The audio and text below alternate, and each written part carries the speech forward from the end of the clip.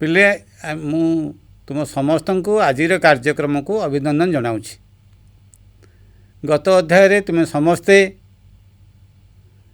भाग नहीं एवं सुंदर भाव मन दे तेणु आउ थे तुम समस्त को धन्यवाद दूची। नदीर सृष्टि नदी विन्यास एवं नदी गुड़िकर कैरेक्टर्स को भली भाव में गति करती नदी गति कला बेले केउ केउ भूमि रूप सब सृष्टि करती से संबंध रे आमे आलोचना कर देचे। एबे आमे भारत रे प्रवाहित नदी गुड़ी को देखिबा केउ नदी केउठारु उत्पत्ति लाभ करचंती एवं किभली भाव में गति करचंती। भारतर नदी गुड़ी को आमे दुई भाग करूँ, हिमालय प्रवाहित नदी एवं दक्षिण भारत मालभूमि प्रवाहित नदी। प्रथमे सिंधु नदी संपर्क में देखिबा। सिंधु नदी ले देख सिंधु नदी हिमालय तिब्बत अंचल प्रवाहित। हिमालय उत्तर पार्श्व तिब्बत अंचल सिंधु नदी प्रवाहित मानसरोवर हृदय उत्पत्ति लाभ करछि। भारत रे लद्दाख जिले में जम्मू काश्मीर लद्दाख जिले में भारत रे प्रवेश करिछि एवं दीर्घ 2900 किलोमीटर प्रवाहित होला परे पाकिस्तान कराची पूर्व दिगरे अरब सागर में पड़ी अछि। यार उपनदी प्लेस अच्छी पंचनदी रवि तुम देख पे कौ नदी सिंधु नदी अववाहिकार अंचल एक तृतीयांश सामान्य अधिक भाग भारत रे विस्तृत। सिंधु नदी जेतिकी अंचल भारत रे प्रवाहित तारी अनुजाई भारत रे जो जल चुक्ति होता भारत एवं पाकिस्तान मध्य से जल चुक्ति अनुसार भारत मात्र 20% जल व्यवहार करिवो एवं 80% जल पाकिस्तान व्यवहार करिवो। ले देख यह तार गतिपथ किभली भाव में सिंधु नदी प्रवाहित होइछि। तापर गंगा नदी। गंगा नदी गंगोत्री तुषार स्रोतर उत्पत्ति लाभ करी प्रथम यह नाम है भागीरथी। भागीरथी नदीर अलकानंदा नदी सहित देवप्रयाग ठारे मिलित होइछि। तापर यार नाम होइछि गंगा। गंगा नाम धारण करी हरिद्वार ठारे समतल शଯ୍या प्रवेश करिछि। मु तुमको आगुरु कहिथिली पार्वत्य शଯ୍या समतल शଯ୍या एवं त्रिकोणभूमि। गंगा नदीर समतल शଯ୍या आरंभ होइछि हरिद्वार ठारे। गंगा नदी पूर्व दिगरे गति करी उत्तर प्रदेश बिहार पश्चिमबंग राज्य में प्रवाहित होइछि। तापर बेले फरक्का ठारे दुई भाग होइछि। दक्षिण दिगरे भागीरथी हुगुली नाम एवं अन्य मुख्य नदीटी बांग्लादेश रे प्रवाहित होई ब्रह्मपुत्र सहित मिशिछि। तापर तार नाम बदली जाइछि मेघना होइछि। मेघना नाम रे बंगोपसागर रे पड़ी अछि। फरक्का ठारे गांगेय त्रिकोणभूमि आरंभ होइछि। त्रिकोणभूमि अंचल डेल्टा अंचल कथा आलोचना करी। त्रिकोणभूमि आरंभ होइछि गंगा नदी फरक्का ठारे एवं ब्रह्मपुत्र नदी सहित मिशी पृथ्वीर बृहत्तम त्रिकोणभूमि सुंदरवन सृष्टि करछि। प्लीज जानिछ जो सुंदरवन कहीं जानिछ सुंदरी गछ सेठारे देखा जाए तेणु ताको सुंदरवन कह जाए। यह पृथ्वीर एक बृहत्तम त्रिकोणभूमि। सन्तसंतिया और जुआरिया अंचल जन्मुवा सुंदरी वृक्षरे यही अंचल महाबल भागर बासस्थली। यह पे गंगा नदी। गंगा नदी को गंगा माता बोली कह जाए। ता कारण है भारतीय सभ्यता भारतीय जनजीवन ଗଙ୍ଗା ନଦୀ ଦ୍ୱାରା ପୁଷ୍ଟ। ଯେତେକ ପିଲେ ବଡ଼ ବଡ଼ ସହର ଭାରତରେ ଅଛି ସବୁଗୁଡ଼ିକ ଏବଂ ଯେଉଁ ସଭ୍ୟତା ସବୁ ଭାରତରେ ସୃଷ୍ଟି ହୋଇଛି ତାହା ଗଙ୍ଗା ନଦୀ ଦ୍ୱାରା ସୃଷ୍ଟି ହୋଇଛି। ତେଣୁ ଆମେ ଗଙ୍ଗା ନଦୀକୁ ମାତା ସହିତ ତୁଳନା କରିଛେ, ଗଙ୍ଗା ମାତା ବୋଲି ଆମେ କହୁ। ବୋଲେ ଦେଖ ଗଙ୍ଗା ନଦୀରେ ସବୁ ଉପନଦୀ ସବୁ ଅଛି। ଗୋଟିଏ ହେଲା ଉତ୍ତର ପାର୍ଶ୍ୱରେ କେତେକ ଉପନଦୀ ଆସିଛନ୍ତି ଏବଂ ଦକ୍ଷିଣ ପାର୍ଶ୍ୱରେ ମଧ୍ୟ କେତେକ ଉପନଦୀ ଆସିଛନ୍ତି। ବୋଲେ ଦେଖ ମୁଁ ତୁମକୁ ଦେଖାଇ ଦେଉଛି। ଯେତେବେଳେ ଗଙ୍ଗା ନଦୀ ଆସିଛି, ଏଠି ଦେଖ ଯମୁନା, ଘରଘରା, ଗଣ୍ଡକ, କୋଶୀ ଏ ଉତ୍ତର ପାର୍ଶ୍ୱରୁ ଆସିଥିବା ଉପନଦୀ। ଏପଟେ ଦେଖ ଦକ୍ଷିଣ ପାର୍ଶ୍ୱରେ ଯେଉଁଗୁଡ଼ାକ ଦାକ୍ଷିଣାତ୍ୟ ମାଳଭୂମିରୁ କେତେ ଉପନଦୀ ଆସିଛନ୍ତି। ଚମ୍ବଲ, ଏଠି ଦେଖ ଚମ୍ବଲ ନଦୀ, ଚମ୍ବଲ, ବେଟୁଆ, ସୋନ ଏଗୁଡ଼ିକ ମୁଖ୍ୟ ଉପନଦୀ। ଏହି ଉପନଦୀମାନଙ୍କ ଦ୍ୱାରା ଦକ୍ଷିଣରୁ ପ୍ରବାହିତ ଉପନଦୀ ଏବଂ ଉତ୍ତରରୁ ପ୍ରବାହିତ ନଦୀ ଗୁଡ଼ିକ, ଏହି ଉପନଦୀ ଗୁଡ଼ିକ ଦ୍ୱାରା ଗଙ୍ଗା ନଦୀ ପୁଷ୍ଟ ହୋଇଛି ଏବଂ ସମୁଦାୟ ଉତ୍ତର ଭାରତକୁ ଦ୍ୱିଖଣ୍ଡିତ କରିଛି। ଉତ୍ତର ଭାରତକୁ ଅତିକ୍ରମ କରି ତାହା ଆସି କେଉଁଠି ପଡ଼ିଛି? ବଙ୍ଗୋପସାଗରରେ ପଡ଼ିଛି।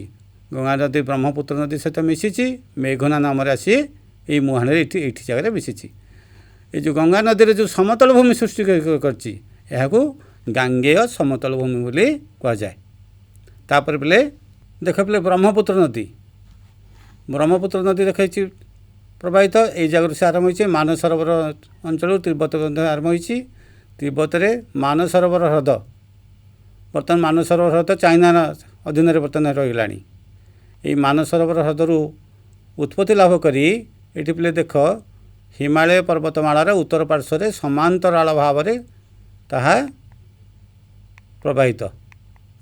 ତାପରେ ଏଠି ଦେଖ ଯେଉଁ ସ୍ଥାନରେ ଭାରତରେ ପ୍ରବେଶ କରିଛି, ଏଇଠି ଦେଖ ଏଇଟା ହେଲା ଅରୁଣାଚଳ ପ୍ରଦେଶ, ନାମଚେବୁରୁଆ ଠାରେ ଭାରତରେ ପ୍ରବେଶ କରିଛି ଏବଂ କେଉଁଠି ପ୍ରବାହିତ ହୋଇଛି ଦେଖ ଏଇଟା ହେଲା ଆସାମରେ ପ୍ରବାହିତ ହୋଇ ଆସାମର ଦୁଃଖ ବୋଲି କୁହାଯାଏ ବ୍ରହ୍ମପୁତ୍ର ନଦୀକୁ। କାରଣ ଯେତେବେଳେ ବି ବନ୍ୟା ହୁଏ ଆସାମରେ, ଯେତେବେଳେ ବି ବନ୍ୟା ହୁଏ, ଯେତେବେଳେ କିଛି ଦୁଃଖ ଆସିଛି, ବନ୍ୟା ବିତ୍ପାତ ଆସିଛି, ଏ ବ୍ରହ୍ମପୁତ୍ର ନଦୀ ଦ୍ୱାରା। ଏହାକୁ ଲାଲ ନଦୀ ବି କୁହାଯାଏ। ତା'ର ସେତେବେଳେ ଲାଲ ମାଟି ଅଛି। ସେ ଯେଉଁ ଅଞ୍ଚଳ ଦେଇ ଆସିଲା ବେଳେ ତା'ର ନଦୀର ଜଳ ଲାଲ ଦେଖାଯାଏ। ତାପରେ ପିଲେ ଦେଖ ଏହା ଆସାମ ଅଞ୍ଚଳ ଆସିଲା ପରେ ଏଇ ଜାଗାରେ ପ୍ରବେଶ କଲା ବାଂଲାଦେଶରେ ପ୍ରବେଶ କରିସାରିଲା ପରେ କେଉଁଠିକି ଆସିଲା? ବାଂଲାଦେଶ ଦେଇ ଆସି ୟା ସହିତ ମିଶିଲା। କାହା ସହିତ? ଗଙ୍ଗା ନଦୀ ସହିତ ମିଶିଲା। ଏଠି ଦେଖ ଗଙ୍ଗା ନଦୀ ସହିତ ଆସିଲା, ଏଠି ଆସିଲା। ତାପରେ ପିଲେ ଏଠି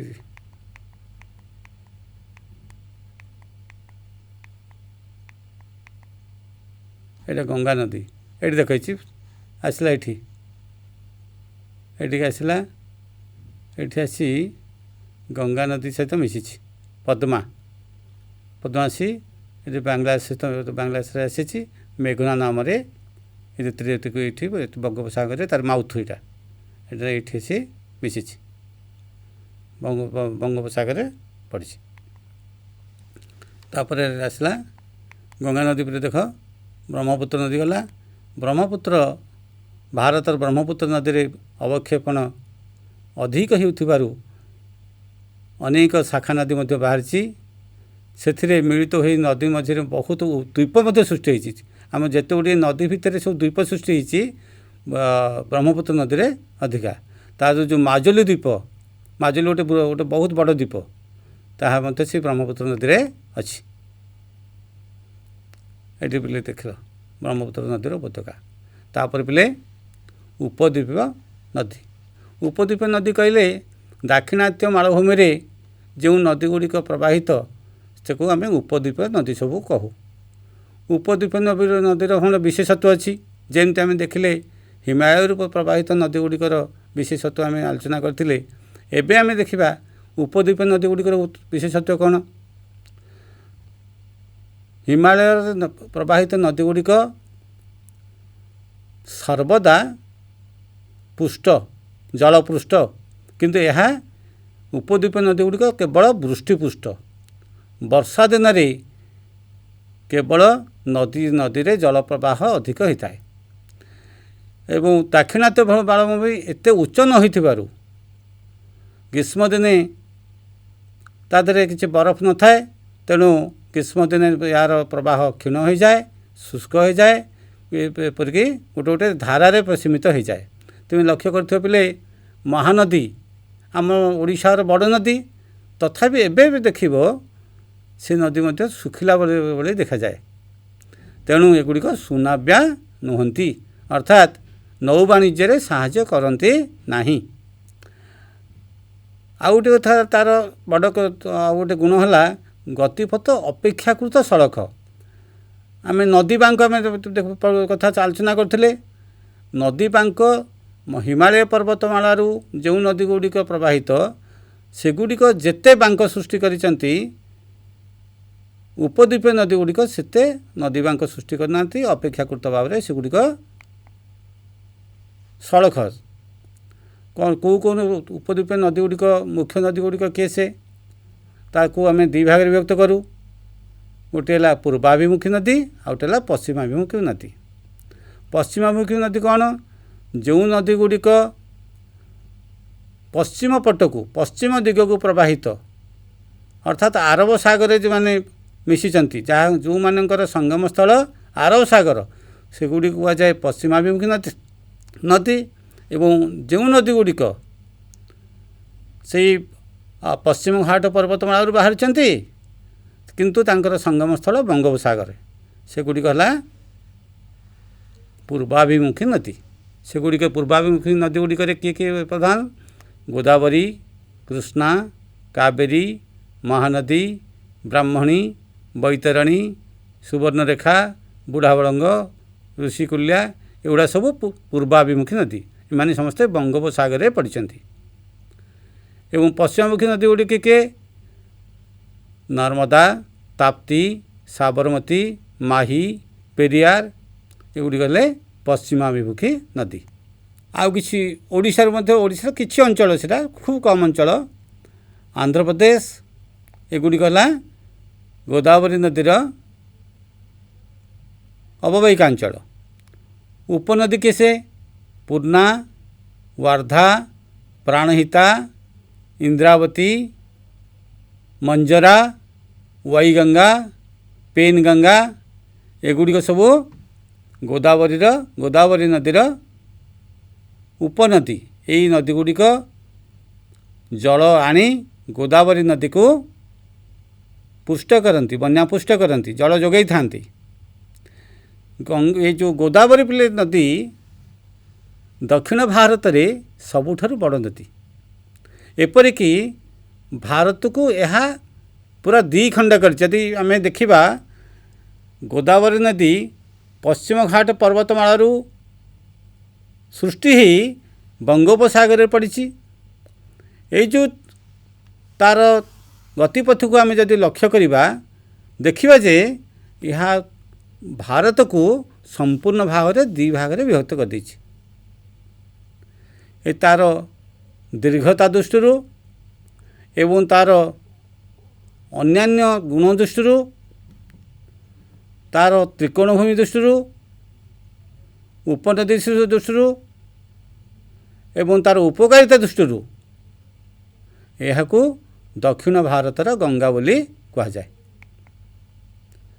तापर पिले कृष्णा नदी गोदावरी परे कृष्णा नदी है द्वितीय बृहत्तम नदी दक्षिण भारतर। यह महाबलेश्वर महाराष्ट्र महाबलेश्वर ताहा एक आम ग्रीष्म ऋतु आम जो केतक स्थान को आम जाऊ ग्रीष्मावकाश को कटाइवाई महाबलेश्वर एक उच्चतर जगह। महाबलेश्वर एक शिव शैवपीठ अटे। से महाबलेश्वर पाखे एक झरणारे सृष्टि होती कृष्णा नदी। यार दैर्घ्य 1300 किलोमीटर। मानचित्र पे देखिब यार उपनदी सब अच्छी तुंगभद्रा, कोयना, घटप्रभा, मुसी, भीमा एगुड़िक गोटे गोटे कृष्णा नदीर उपनदी। अववाहिका अंचल कौन कौन अच्छी? महाराष्ट्र, कर्नाटक, आंध्र प्रदेश एगुड़ी गला अववाहिका अंचल। नागार्जुन सागर यह गोटे बड़ डैम यही नदी उपर निर्मित होती। या द्वारा आंध्र प्रदेश एवं कर्नाटक, महाराष्ट्र बहुत अंचल चाष जलसेचन करा जाई पारछि, जल विद्युत जोगे दि जाई पारछि। एवं नागार्जुन सागर गोटे सुंदर मनोरम आमे टूरिस्ट प्लेस मध्य हो पारछि, दर्शनीय स्थान भाव में ताहा ख्याति लाभ करिछि। तापर पे कावेरी। कावेरी उत्पत्ति स्थल है पश्चिम घाट ब्रह्मगिरी पर्वत। तमिलनाडुर कुडालोर जो कुडालोर अंचल तमिलनाडुर ताहाला कावेरी नदीर उत्पत्ति स्थल। यह दैर्घ्य मात्र पे 765 किलोमीटर। यार उपनदी है अमरावती, भवानी, हेमावती एवं काबिनार। अववाहिका अंचल है कर्नाटक, केरल और तमिलनाडु। यही नदी कर्नाटक, केरल और तमिलनाडु जल पाई थाए। यार शिव समुद्र है गोटे बड़ जलप्रपात अच्छी। यह भारतर द्वितीय बृहत्तम जलप्रपात एवं यार मुख्य जलभंडार है मेटूर। ये जो यही जल मेटूर जो जलभंडार अच्छी, मेटूर जलभंडार जो आम इलेक्ट्रिसिटी हाइड्रो इलेक्ट्रिसिटी पावर आम तैयारी करें। या द्वारा कर्नाटक, तमिलनाडुर अनेक अंचल सबुज हो पारछि। या द्वारा कृषि, जलसेचन एवं विद्युत शिल्प समस्ते पुष्ट हो पारिछन्ति। या फिर एथर आम देखिले क्यों क्यों नदी संपर्क में आलोचना कले।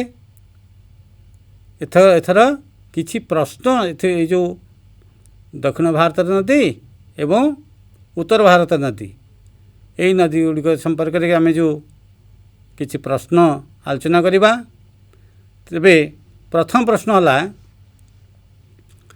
मु चारोटी ऑप्शन तुमको दौची, से चारोटी ऑप्शन मध्य केउटी ठीक तुम्हें मत कह मन भर भाव केउं नदीटी आरब के जो निम्नलिखित नदी मानक मध्यरु केउं नदीटी आरब सागर में पड़ी अच्छी? कृष्णा, कावेरी, नर्मदा, मेघना। मुझे आउ टे मन पकई दूसरी तुमको पिले। कृष्णा नदी एक पूर्व वाहिनी नदी, कावेरी नदी पूर्व वाहिनी नदी, नर्मदा एक पश्चिम वाहिनी नदी, मेघना मेघना बोले कहले मन पकई दूसरी गंगा एवं ब्रह्मपुत्र नदी मिसी कौटी मिशंती आमर पूर्व बंगारे बांग्लादेश रे मिसी मेघना नाम रे गति करछंती एवं ताहा सागर रे मते मिसिची। तेबे कौटी यही चारोटी जाक भितर कौ नदीटी आरब सागर में मिसी? यार ठीक उत्तर पे आरब सागर में मिसी नर्मदा नदी। यह एक पश्चिम वाहिनी नदी। द्वितीय प्रश्न पे उपद्वीपीय नदी मानक मध्य केउंटीर दैर्घ्य सबुठारु अधिक? आमे एबे आलोचना करथिले कृष्णा, कावेरी, महानदी आमे जाइने महानदी को महानदी तो ओडिशार नदी संपर्क में आमे आलोचना करवा सेतेबेले ओडिशार नदी संपर्क जो पढ़ा आमे महानदी संपर्क पढ़ा तापर आसला कावेरी ये चारोटी भितर केउ नदीर दैर्घ्य सबुठार अधिक यार पिले ठीक उत्तर है गोदावरी गोदावरीर दैर्घ्य सबुठारु अधिक। तृतीय प्रश्न पिले केउ नदीटी एक ग्रस्त उपत्यका मध्य देई प्रवाहित ग्रस्त उपत्यका देई मुझे कही सांगे सांगे जोड़ी नदी प्रवाहित एवं से दुईटी मध्य पश्चिम वाहिनी नदी तेबे ये चारोटी कौटी उत्तर हम कौटी ठीक उत्तर हम एबे मन मन चिंता कर महानदी ताप्ती कावेरी ब्रह्मपुत्र महानदी तो ग्रस्त उपत्यका द्वारा ग्रस्त उपत्यका दे प्रभावित नुहे कावेरी नदी ग्रस्त उपत्यका दे प्रभावित हुए ना ब्रह्मपुत्र ग्रस्त उपत्यका दे प्रभावित हुए ना ताप्ती नदी है यार ठीक उत्तर। आ गोटे प्रश्न पिले तुम्हें तू उत्तर दियो चिंता कर केउ नदी को दक्षिण भारतर गंगा बोली कहा जाए एवं कहीं तुमको प्रश्नर सम्मुखीन हम से 3 नंबर प्रश्न यहाँ हम केउ नदी की कहा जाए 1 नंबर एवं कहीं कहा जाए ताला 2 नंबर से 3 नंबर गोदावरी नदी को दक्षिण भारतर गंगा बोली कहा जाए ता कारण है दक्षिण भारत रे अनेक राज्य आंध्र प्रदेश जो महाराष्ट्र तमिलनाडु विशेषकर आंध्र प्रदेश अधिक आंध्र प्रदेश जलसेचन विद्युत कृषि एवं शिल्प जेते समृद्ध होइछि ताहा गोदावरी नदीर दानरी तेबे आमे गोदावरी नदी को दक्षिण भारतर गंगा बोली कहू। एबे आमे भारतर नदी मुख्य मुख्य नदी गुड़िक संपर्क में आलोचना कले 2टी मुख्य प्रश्न अच्छे गोटे है हिमालय प्रवाहित नदी एवं दाक्षिणात्य नदी या भीतर मुख्य पार्थक्य कौन कौन कौन रहिबो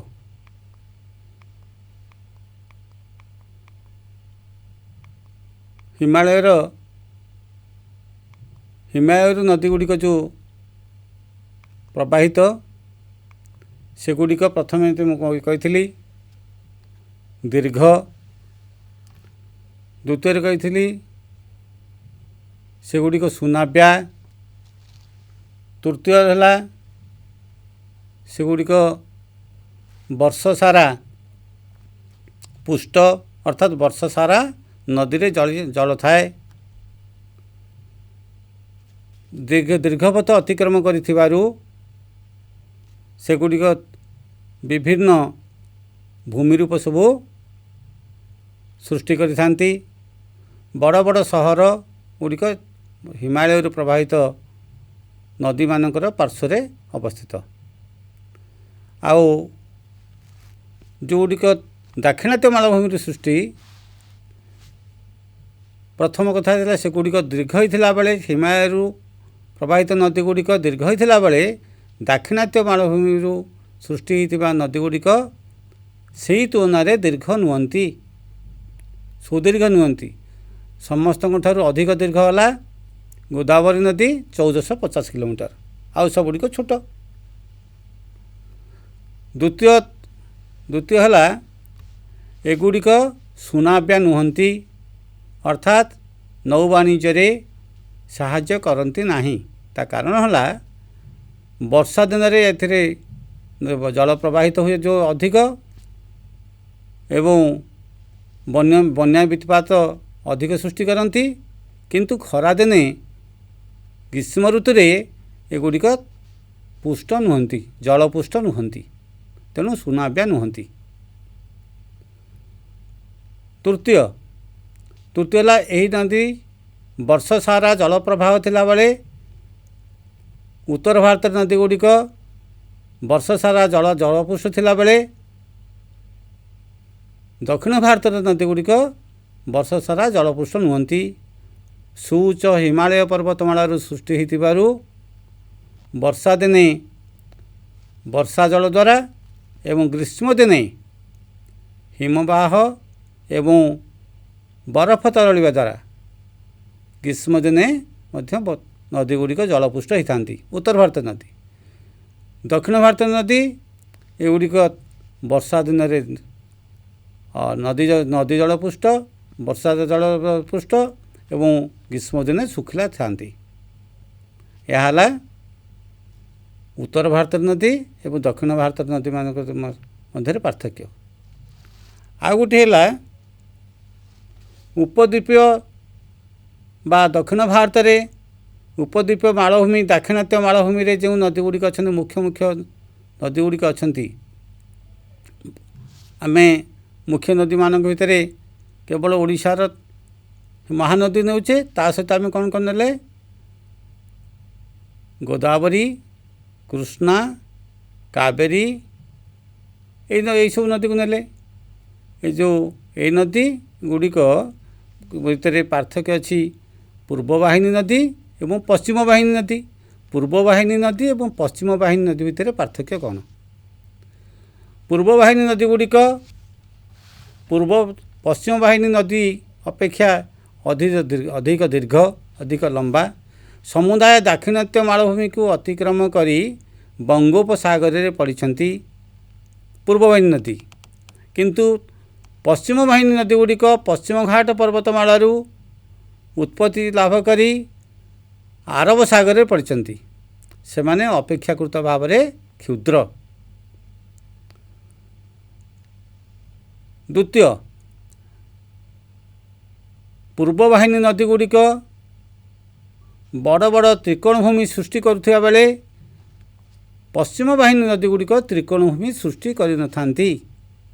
ତାହା ପଶ୍ଚିମ ଘାଟ ପର୍ବତମାଳାରୁ ସୃଷ୍ଟି ହୋଇ ଆରବ ସାଗରରେ ଅତି କମ୍ ବାଟ ଅତିକ୍ରମ କରି ଆରବ ସାଗରରେ ପଡ଼ିଥାନ୍ତି।